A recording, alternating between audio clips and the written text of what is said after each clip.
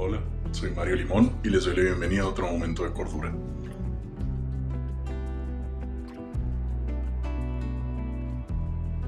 El tema que hoy les traigo es algo particular, aunque al parecer siempre digo esto al inicio de los videos, pero es sobre la importancia del pensamiento crítico en la era de ChatGPT o en la época de ChatGPT. Pero voy a ir explicándoles de poco a poco a qué me refiero con todo esto, así que empecemos con este video. En una época donde la información nos sobrepasa y bombardea en todo momento, donde se genera más y más contenido, cada día con el fin de captar nuestra atención, hay un recurso que no podemos olvidar. Me refiero al pensamiento crítico. Este puede definirse de muchas maneras, pero en términos simples y coloquiales, es la habilidad de pensar con la cabeza fría y claridad, es detenernos y analizar lo que ocurre en nuestro alrededor y no tomar decisiones solo por impulso o porque siempre se ha hecho así. Es como tener un filtro mental que nos ayuda a separar lo importante de lo trivial, lo verdadero de lo dudoso y lo justo de lo injusto. Aprender a utilizar esta herramienta es de suma importancia en nuestra época. Día a día, la publicidad busca despiadadamente mantenernos atrapados, explotando nuestros sesgos cognitivos, como ya hemos hablado en anteriores videos, que si no lo has visto, aquí te dejo un enlace para que puedas verlo. Pero volviendo al tema de este video, ¿quién mejor para abordar este tema que uno de los gigantes sobre el cual se edificó gran parte de la filosofía y la ciencia? Me refiero a Sócrates. Sócrates es todo un personaje. De él podríamos hablar varios videos y en un futuro le haré alguno, mínimo uno.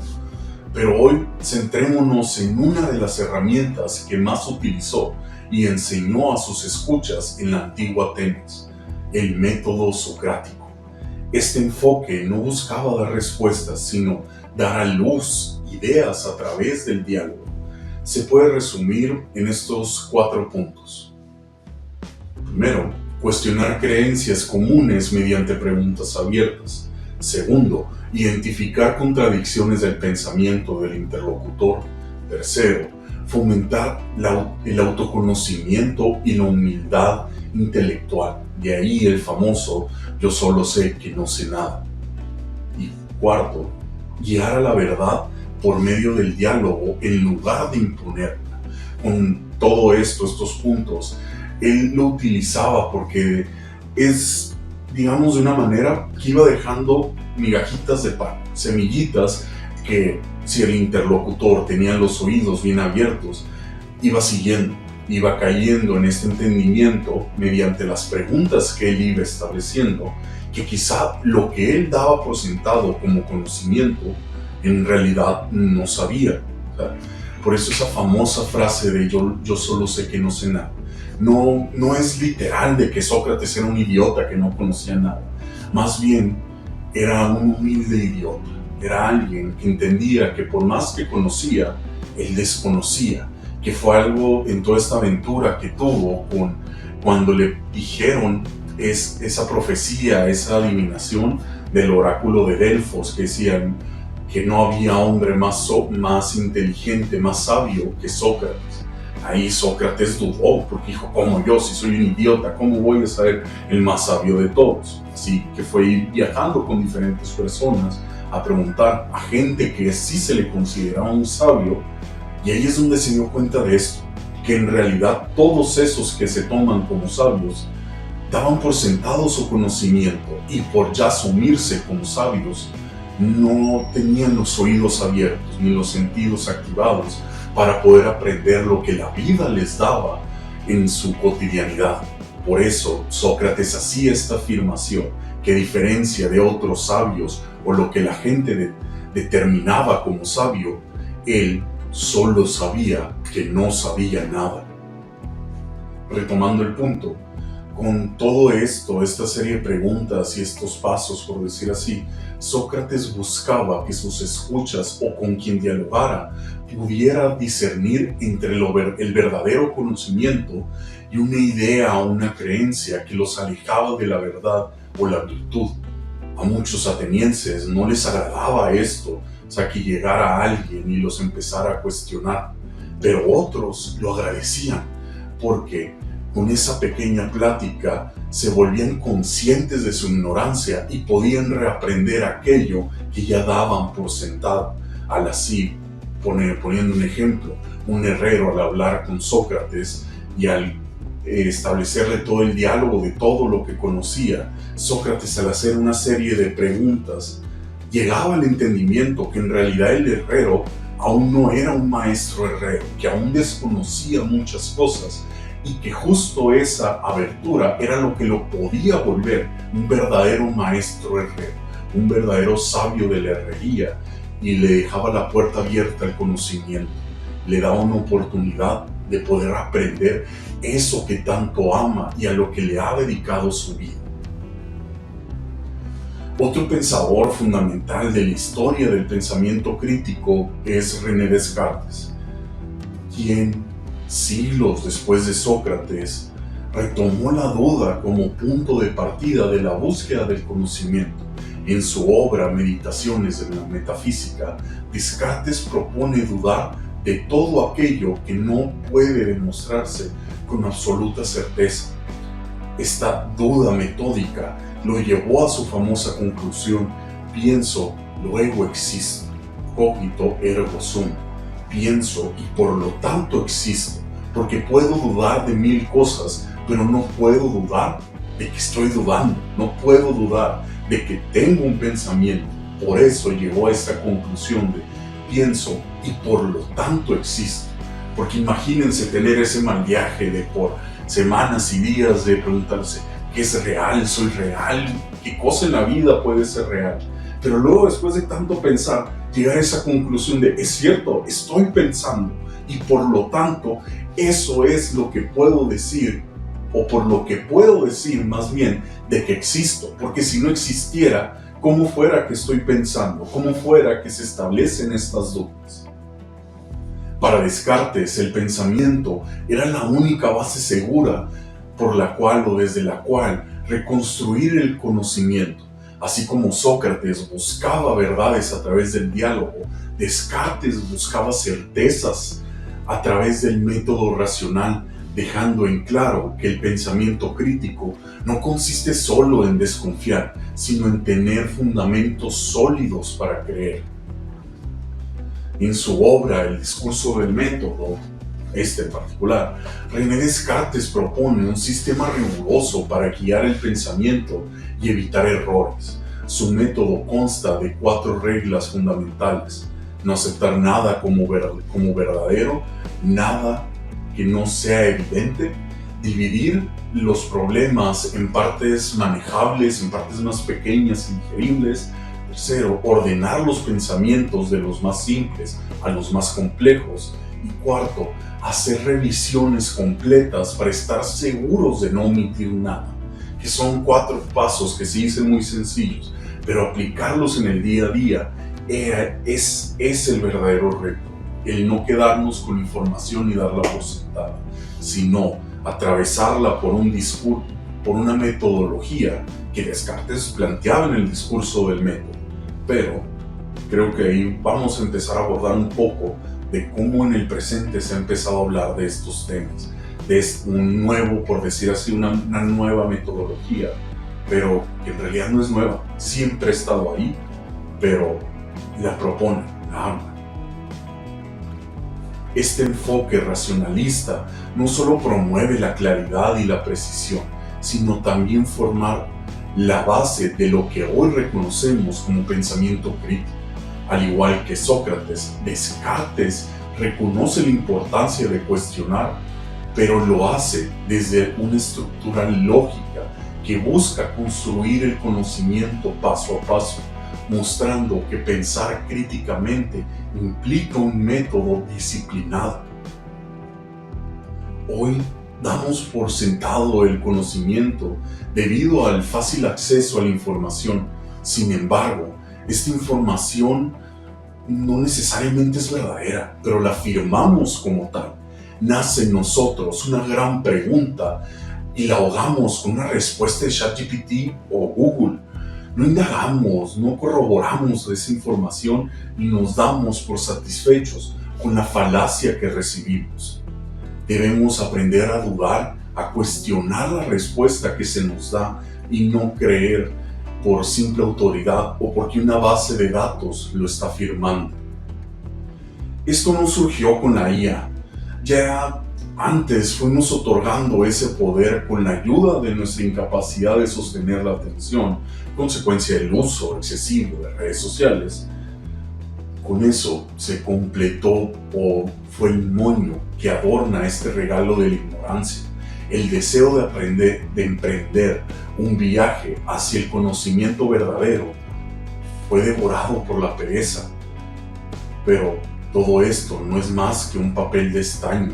Brilla por fuera, pero por dentro está podrido, es desabrido y sin nutrientes. Aún así, las alabamos por su envoltorio. Porque no es que sean respuestas verdaderas, sino que están tan bien presentadas, nos endulzan tan bien el oído, nos hablan tan bonito, nos confirman lo que queremos saber, que las damos por verdaderas. Y es el mayor riesgo de tomar estas falacias envueltas de papel de estaño, de papel brilloso, bonito y con un moño, cuando en realidad no son nada. Me mantiene en mi burbuja ideológica y no me permite romper paradigmas, romper pensamientos y aprender algo nuevo. Me gustaría darte una linterna para este viaje que te invito a emprender. Esta linterna es un pequeño texto de apenas 25 páginas, escrito por dos psicólogos, el Dr. Richard Paul y la doctora Linda Elder. Este texto de apenas 25 páginas está titulado como La mini guía para el pensamiento crítico, conceptos y herramientas. Permítanme leerles un pequeño fragmento de este pequeño texto. Todo el mundo piensa, es parte de nuestra naturaleza, pero mucho en nuestro pensar por sí solo es arbitrario, distorsionado, parcializado, desinformado y prejuiciado. Sin embargo, nuestra calidad de vida y de lo que producimos, hacemos, construimos, depende precisamente de la calidad de nuestro pensamiento. El pensamiento de mala calidad cuesta tanto en dinero como en calidad de vida. La excelencia en el pensamiento, sin embargo, debe ejercitarse de forma sistemática. Para estos dos psicólogos, un pensador crítico posee estas características. Formula problemas y preguntas vitales con claridad y precisión. Evalúa información relevante e interpreta esa información eficazmente. Llega a conclusiones y soluciones probándolas con criterios pertinentes. Piensa con mente abierta desde distintos sistemas de pensamiento. Reconoce y evalúa supuestos, implicaciones y consecuencias prácticas. Y además, se comunica de manera efectiva al idear soluciones a problemas complejos. Los pensadores críticos aplican rutinariamente los estándares intelectuales a los elementos del razonamiento para desarrollar las características intelectuales. Pero les explico un poco de esta frase tan densa, se las explico abiertamente. Volvamos a repasar esta frase. Los pensadores críticos aplican rutinariamente los estándares intelectuales a los elementos del razonamiento para desarrollar las características intelectuales. Esta frase o este pequeño fragmento es muy denso, pero por eso mismo vamos a explicarlo de poco a poco. Primero hablando de los estándares, luego de los elementos y para concluir con esas características intelectuales a las que se refiere. Los estándares intelectuales deben de usarse cuando uno quiere verificar la calidad del razonamiento sobre un problema, asunto, situación. Pensar críticamente implica dominar estos estándares. El primero es la claridad. La claridad es un estándar esencial. Si un planteamiento es confuso, no se puede saber si es exacto o relevante. El segundo es la exactitud. Ahí podríamos hacernos preguntas como ¿es eso cierto? ¿Cómo puedo verificar? ¿O cómo se puede corroborar que es cierto? El tercero es la precisión. Ahí podríamos aplicar preguntas como ¿puede ser más detallado o puede ser más específico en lo que quiere comunicar? Porque un planteamiento puede ser claro y exacto, pero impreciso. El cuarto es la relevancia. Un planteamiento puede ser claro, exacto, preciso, pero irrelevante al asunto o a la pregunta. Por eso tenemos que hacer preguntas como ¿qué relación tiene con la pregunta? Y ¿cómo afecta al asunto esto? El siguiente es la profundidad. Un enunciado puede ser claro, exacto, preciso y relevante, pero superficial. Un ejemplo es la frase «diga no a las drogas», pero a menudo se usa para tratar o desalentar a niños y adolescentes al consumo de las drogas. Es clara, es precisa, exacta y relevante, pero carece de la profundidad para que el escucha entienda el por qué no debe de consumir las drogas. El siguiente punto es la amplitud.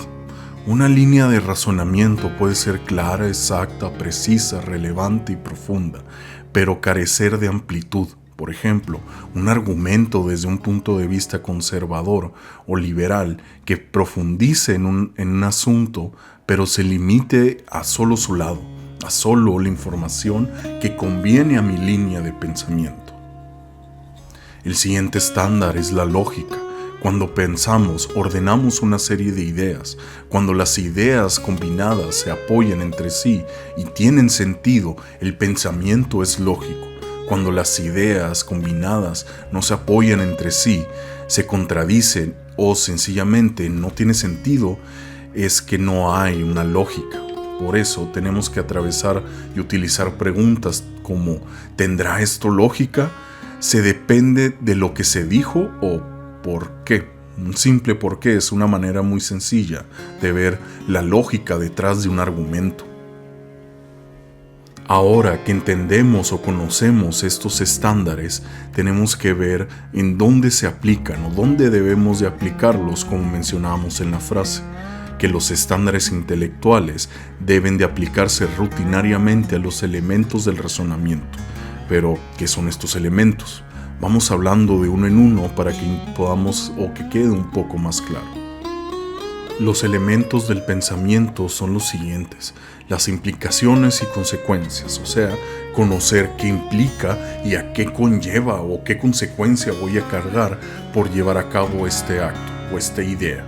El siguiente son los puntos de vista, tener un marco de referencia, una perspectiva y una orientación. El tercero es tener un propósito del pensamiento, tener una meta, un objetivo al cual me dirijo. El siguiente, o el cuarto, sería una pregunta en cuestión, determinar cuál es la pregunta en cuestión, saber a cuál problema me estoy enfrentando y qué asunto es el que estoy atravesando.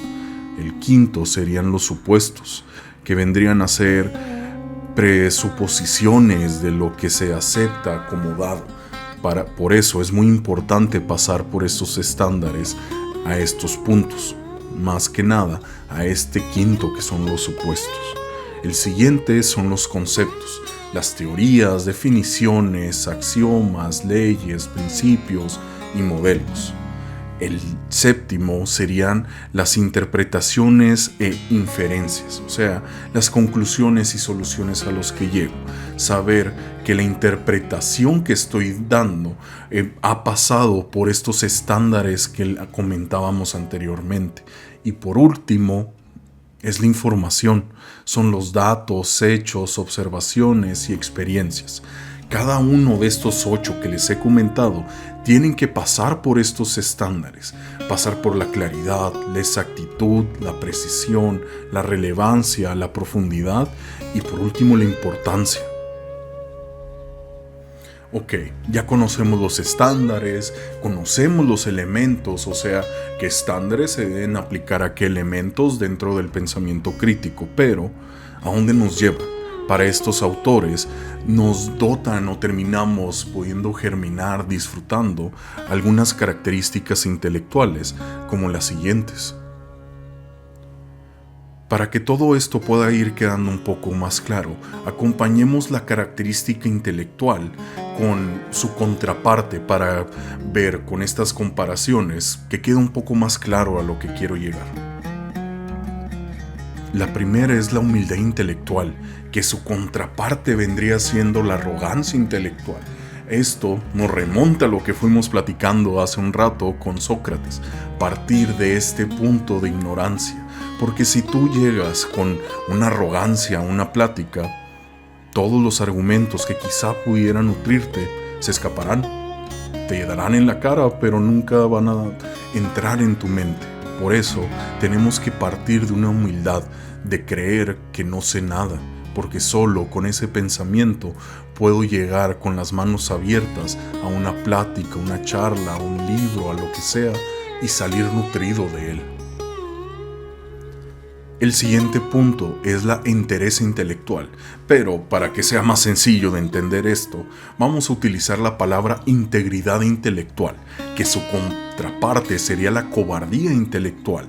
Por eso tenemos que pasar por esta serie de filtros para saber que mi conocimiento es íntegro, que mis valores que estoy poniendo aquí son íntegros, que yo creo fielmente en esta idea y que no es nada más por un seguimiento de lo anterior o porque me han dicho que es lo correcto, sino porque yo íntegramente reconozco que esto es lo correcto, que mi intelecto es íntegro, que es válido, que tiene firmeza, que tiene en dónde establecerse y que por más que algo venga a empujarlo, puede mantenerse firme.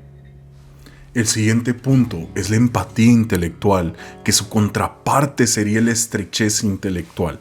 Estar conscientes que uno necesita ponerse en el lugar del otro para entenderlo. Esta característica se relaciona con la habilidad de construir con precisión los puntos de vista y el razonamiento de los demás y el poder razonar a partir de premisas, supuestos e ideas que no son los de nosotros.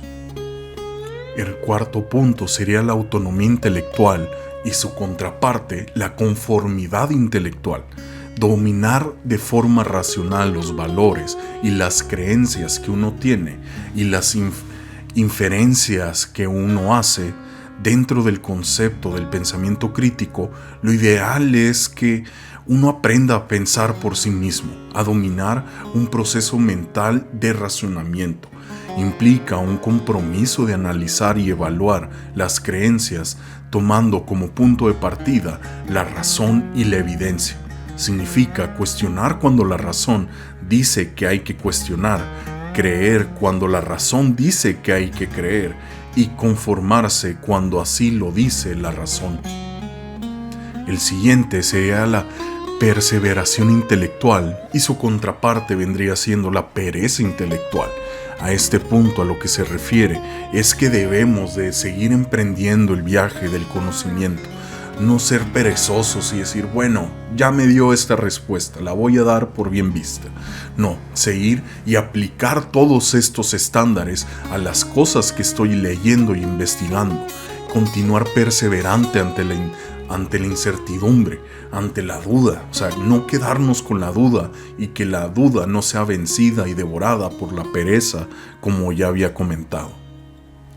El siguiente punto parecería algo extraño o obvio, pero vamos a hablarlo, que es la confianza en la razón, que su contraparte sería desconfiar de la razón y de la evidencia.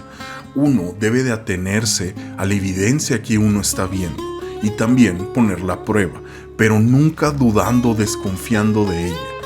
porque no me gusta o porque no fue la respuesta que yo esperaba obtener. Uno debe de confiar que los intereses propios y de la humanidad estarán mejor atendidos si damos rienda suelta a la razón, si fomentamos que la gente llegue a sus conclusiones al desarrollar sus facultades para razonar, tener fe que la gente puede aprender a pensar por sí mismos, a construir visiones racionales y a llegar a conclusiones razonables, a pensar de forma coherente y lógica, a persuadirse por medio de argumentos lógicos. Y por último, una de las características que nos puede dar el aplicar los estándares intelectuales a los elementos que llevan a mi pensamiento es la imparcialidad, que su contraparte vendría siendo la injusticia intelectual. Estar consciente de que hay que tratar a todos los puntos de vista de la misma forma de pensar de los sentimientos o intereses personales que uno, sus amigos, sus comunidades o su nación tenga, implica adhesión a los estándares intelectuales sin importar las ventajas que uno mismo o su grupo puede obtener. Es buscar el bien, no el que a alguien le convenga o que a mí me convenga o a que mi grupo le convenga, sino buscar la virtud, la claridad y el conocimiento de manera totalmente imparcial.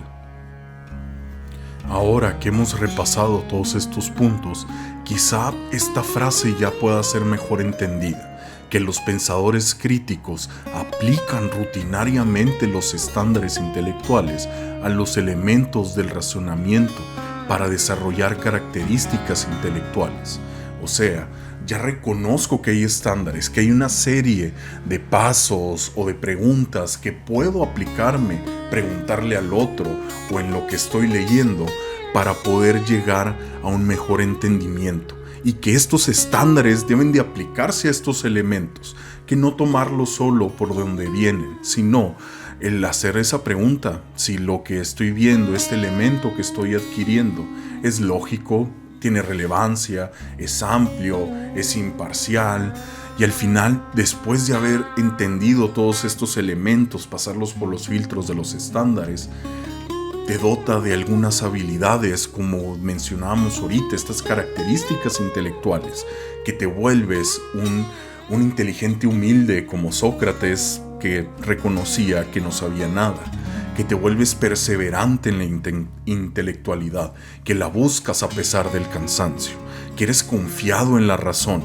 que tú sabes que aunque puedes dudar un poco aún, que tiene las bases suficientes para confiar en ella y dar ese salto de fe, que es empática, que te vuelves empático con la información, porque ya no solo lo ves desde tu perspectiva, porque entiendes que existen millones de cerebros diferentes al tuyo y que pueden llegar a pensamientos que tú nunca llegaste.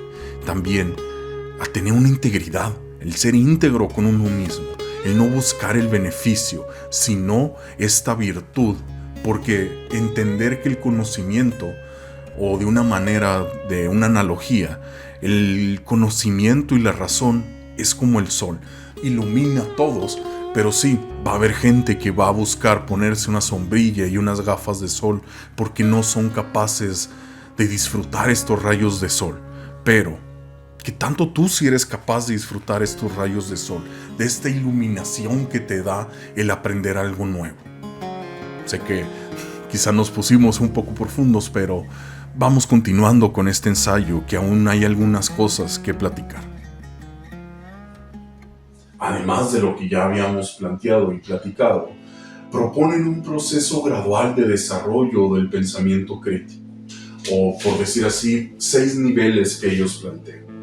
El primer nivel, y más bajo, es el pensador irreflexivo, que ahí no somos conscientes de los problemas de nuestro pensamiento. El segundo nivel es el pensador retal, reconoce los problemas, pero no sabe cómo resolverlos. El tercer nivel es el pensador principiante. Empezaste a mejorar o empiezas a mejorar, pero sin una práctica constante de estas herramientas. cuarto nivel es el pensador practicante. Él reconoce la necesidad de practicar regularmente estas herramientas. El quinto nivel es el pensador avanzado. En él seguimos mejorando con práctica intencionada. O sea, a propósito reconozco estas herramientas y las voy metiendo en cada una de las ideas que van entrando en mí, o de las que se me plantean, o de lo que leo, o de lo que me informo. Y el sexto nivel, el más elevado para estos autores, es el pensador maestro. O sea, ahí los buenos hábitos del pensamiento se vuelven parte de nuestra naturaleza. O sea, ya no medito cómo aplicarla o repaso el aplicarla, sino es de manera natural. Ya aplico estas herramientas en el conocimiento que llega a mí, en la plática que tengo, en la lectura que tengo. Ya la aplico sin necesariamente hacerlo a propósito, sino se me da de manera natural. Ya esas preguntas las tengo tan interiorizadas que no las tengo que ejercer. Como cuando alguien anda en bici, que no tiene que andar reflexionando sobre cómo mantener el equilibrio, sobre qué tiene que dar pedalear de cierta manera, sino que se le da de manera natural y simplemente anda en bicicleta. Este pequeño manantial de sabiduría es una linterna que te entrego para que ilumines tu camino, porque rara vez en la vida tendremos un maestro o un tutor que nos ayude a discernir. El pensamiento crítico es el único dogma que valdría la pena seguir y construir, porque incluso dentro de él se nos invita a dudarlo, pero es tan sólido que puede ponerse al fuego cuantas veces sea necesario y seguirá firme ante nosotros. Quien piensa críticamente tiene un propósito claro y una pregunta bien definida.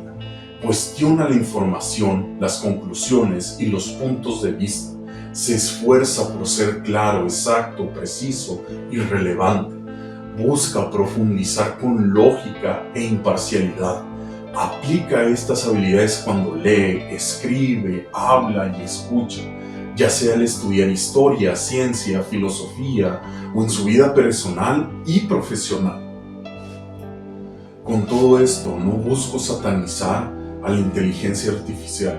Busco que aprendamos a utilizarla con conciencia y que le quitemos ese envoltorio brillante, ese papel de estaño que les decía, y la veamos por lo que realmente es, una herramienta, no un cerebro digital como el marketing intenta hacernos creer. Tú posees un cerebro y un cuerpo, dale uso y propósito, pero que sea tu propósito, que el propósito sea tuyo. Sé tú enteramente, decide y actúa con pensamiento crítico, porque en una sociedad saturada de información y entretenimiento, la verdadera libertad se ejerce mediante el pensamiento crítico. Y ahora ya para finalizar el video, me gustaría recordarles que esto es una guía y que puede que en un momento sea la palabra dogma, pero es más una invitación para que intentes aplicar estas herramientas, iniciando por los estándares, esas preguntas que fuimos hablando, para la información que llegue a ti puedas cerciorar, o sea, que puedas aplicar este razonamiento, este pensamiento crítico. Y también en la búsqueda de información, algo muy importante es siempre buscar incluso información que me contradice, o sea, para aplicar ahí el método, este método científico o el razonamiento o el pensamiento crítico, y el ver de esa contraparte que a mí no me agrada, qué lógica o qué razón hay para ponerla en contraste con información que sí me agrada, que sí quiero ver, que sí quiero leer, que sí sigue mi línea de pensamiento, y hacer ese contraste para llegar a un mejor aprendizaje, llegar a una razón más firme, o sea, para no usar la palabra elevado, o sea, pero sí más firme, que puedo confiar en ella, que sé que la pasé por estos estándares a los elementos y que puedo saber que el pensamiento que tengo es lógico, que tiene base, que puede llegar a un evento difícil, una problemática, y que lo puedo poner a prueba y va a ser un hombre de hierro. Les explico un poco esto, que es un hombre de paja, un argumento débil. Lo pones al fuego ante una problemática y arde, pero quizá de ese argumento fallido encuentras un pequeño trozo de metal, un pequeño hilo, pero luego generas uno nuevo, y al de nuevo ponerlo en fuego y al que arda, te das cuenta que ahora no solo tienes un hilo de metal o una hebra de metal, que ahora tienes 2, y que después tienes 3, y 4, y 5, y 6, y que después de mucho tiempo de estar aplicando este método, ese que en algún momento fue un hombre de paja que cuando lo ponían al fuego ardía y no quedaba nada de él, ahora es un hombre de hierro, que ahora puede oponer esta manera de pensar ante el fuego, ante la duda, ante la problemática, y sigue estando firme.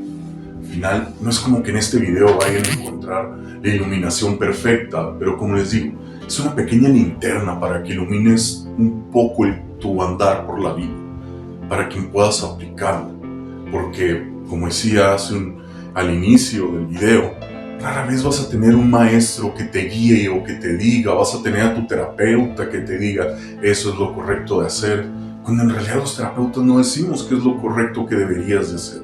Te vamos guiando para que puedas encontrar esa respuesta que sabes que tú debes de tomar, que a veces las decisiones correctas no son las que se sienten bien de inmediato. Pero a todo esto a lo que voy es que si puedes llevarte algo, llévatelo. Si te puedes llevar una duda, llévatela, investígala. No te quedes con esta información que esté envuelta, este papel de estaño con un moño bonito y que nos endulce el oído y nos hace creer que lo que ya creíamos era verdad y que nada más nos aleja de la verdad. Por eso, medita lo que platicamos aquí, lo que te platiqué aquí, no para que te quedes con lo que yo digo, sino para que tú seas el que se lleve algo en una pregunta, porque de hecho fue a propósito que hubo ciertos puntos que mencioné, pero no expliqué, porque espero que mínimo una persona de cualquiera que esté viendo esto se quede con esa duda y quiera investigar, porque yo prefiero plantear preguntas que plantear respuestas. Pero, al final de todo, los invito a dejar un comentario, contestar alguna de las preguntas que planteé en el video, en los comentarios, plantear alguna nueva pregunta que les haya nacido a partir de este video, pero alimentando siempre la duda y no ahogándola en una respuesta de ChatGPT o de Google o de tu IA de preferencia. Pero, como les digo, les invito a dejar un like, un comentario, a compartir si creen que a alguien le puede funcionar este video, y creo que por el día de hoy es todo. Así que nos vemos en otro momento de cordura. Bye.